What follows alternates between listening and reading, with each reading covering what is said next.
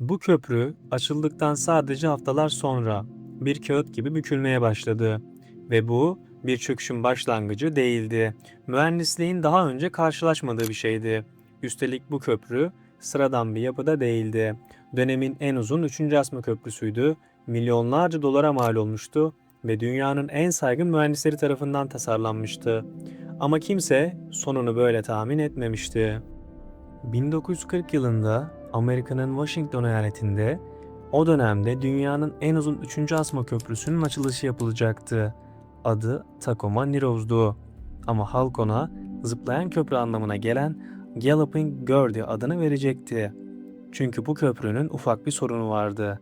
Açıldığı ilk günden itibaren hareket ediyordu. Ama bu bir titreşim değildi. Bir sarsıntı da değildi. Köprü adeta zıplıyordu. Arabalar geçerken zemin yukarı kalkıyor, sonra yavaşça aşağı iniyordu. İnsanlar karşı kıyıda durup şaşkınlıkla izliyor, ne olduğunu anlamaya çalışıyordu. Ama mühendisler için bu görüntünün tek bir anlamı vardı. Bu köprü kontrol altında değildi.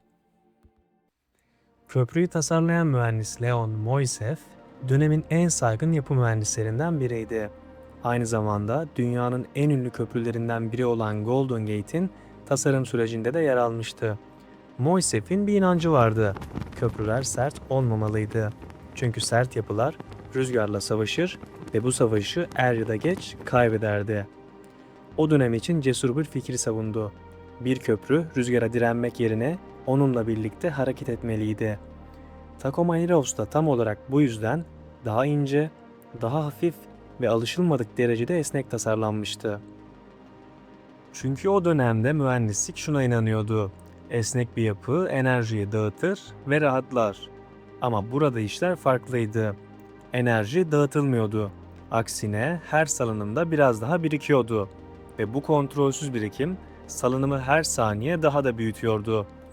Bunu tıpkı bir salıncağın tam zamanında itilmesi gibi düşünebilirsiniz. Rüzgar köprüyü durdurmuyor, onu besliyordu. Köprü açıldıktan yalnızca birkaç hafta sonra rüzgarlı bir günde Tacoma Narrows'da alışılmadık bir şey oldu. Bu kez köprü her zamankinden farklı hareket ediyordu. Artık sadece yukarı aşağı değil, kendi ekseni etrafında buruluyor, adeta bir havlu gibi bükülüyordu. Ve bu normal değildi. Artık o dönemin mühendisliğinde henüz kimsenin açıklayamadığı bir probleme dönüşmüştü. İşte tam bu noktada mühendisler çağrıldı. Amaç köprüyü trafiğe kapatmak değildi, hareketini durdurmaktı. Çünkü köprü hala ayaktaydı ve o dönemde ayakta duran bir yapı güvenli sayılıyordu. Mühendisler köprüye geldiklerinde şaşırmışlardı ama panik halinde değillerdi. Modern mühendisliğin bu kadar geliştiği bir çağda devasa bir asma köprünün sadece rüzgar yüzünden çökeceğine kimse ihtimal vermiyordu ve tek bir hedefleri vardı, hareketi azaltmak.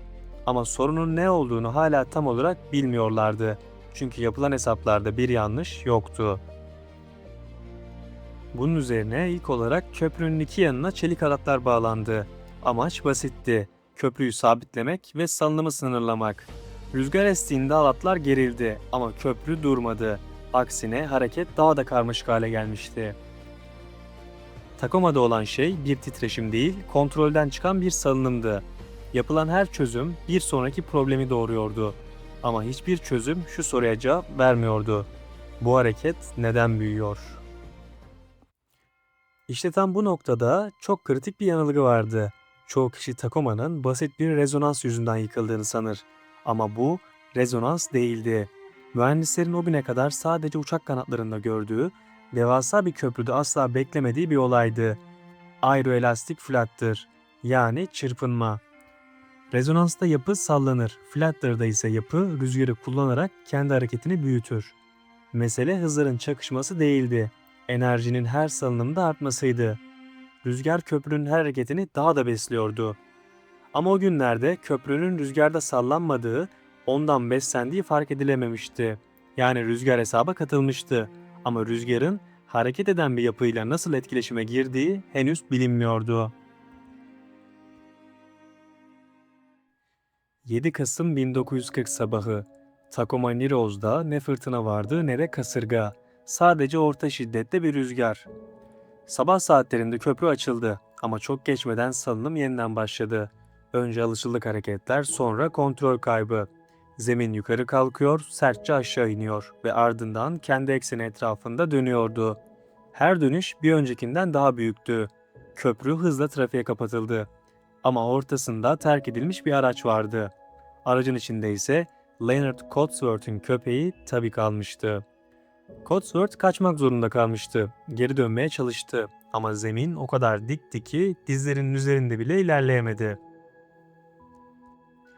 Bilim insanları ve mühendisler kıyıda çaresizce izlerken Takoma Niros sadece çeliği ve betonu değil, içindeki o savunmasız canlıyı da alarak sulara gömüldü. Bu yıkım mühendislik dünyasına unutulmaz bir ders verdi. Aynı noktaya yeni bir köprü inşa edildi ve yıllar sonra artan trafikle birlikte 2007'de ikinci bir köprü daha yükseldi. Düz levhalar gitti, yerine rüzgarın içinden geçebileceği devasa kafes kirişler geldi. Bugün oraya gidecek olursanız yan yana duran iki köprü görürsünüz. Ama asıl hikaye suyun altında. 1940'da çöken köprünün kalıntıları hala boğazın dibinde yatıyor. Mühendislik tarihinin en büyük derslerinden biri, şimdi binlerce deniz canlısına yuva olan devasa bir resife dönüştü. Takoma Niros'un yıkılışından sonra köprü mühendisliği kökten değişti. Kafes yapılar, aerodinamik tabliyeler, rüzgar tüneli testleri modern köprülerin vazgeçilmez parçası oldu. Artık köprüler sadece güçlü olmak zorunda değildi. Rüzgarla nasıl davrandıkları da anlaşılmalıydı. Bugün dev asma köprüler birkaç temel prensiple ayakta duruyor. Aerodinamik yüzeyler, rüzgara geçiş izni veren açıklıklar ve görünmeyen onlarca titreşim ve sönümleme sistemi köprüyü sessizce koruyor. Ve sonuç olarak Tacoma Niros bir hesaplama hatası değildi. Henüz bilinmeyen bir gerçeğin bedeliydi. Ve belki de asıl soru şu: bugün kullandığımız yapılar gerçekten sarsılmaz mı? Yoksa biz onları yıkacak kuvvetle henüz tanışmadık mı?